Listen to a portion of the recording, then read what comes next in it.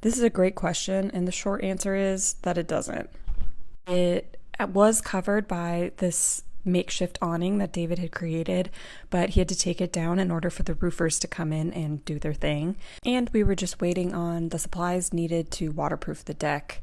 We had a bit of a back and forth on how far to go down when digging on this deck because this very top layer that they'd put down as flooring material was clearly not the original deck material. So David started excavating the deck.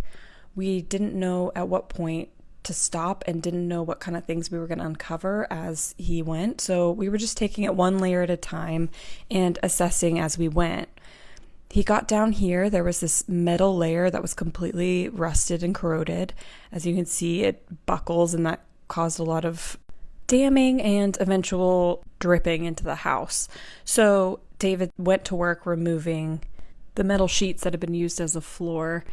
We spent a lot of time going back and forth on whether or not to just waterproof right on top of the metal. It's hard with this kind of project because the further you go down, the more things you uncover and the more expensive sometimes it gets to fix, and we really needed just kind of a temporary thing to get us through the winter. So we, in the end, decided to remove the metal. That is my dad. He came by to check out the status of the house while he was running errands that Saturday.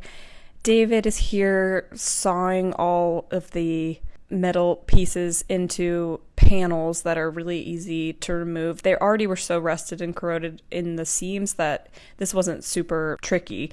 It just took some time. And underneath is this really awesome red terracotta looking tile that I actually really liked. It's very cool.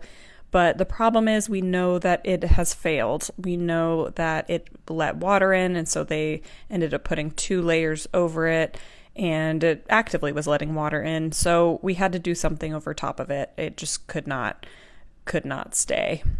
I would love to eventually do something like this again. What's nice about this tile is that it gives us a really good base to put the waterproofing over. It was also a question of whether we should remove the tile, but that would just become too expensive for us to put a whole new flooring in. And this was already graded perfectly towards all the drains.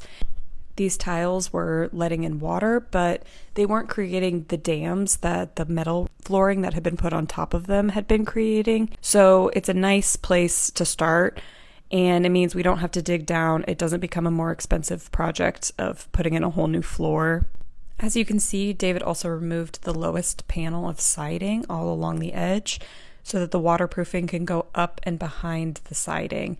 That was a really important step, and it was just really boring video, so that's why I didn't include it. David really did an amazing job cleaning out all of the grout lines.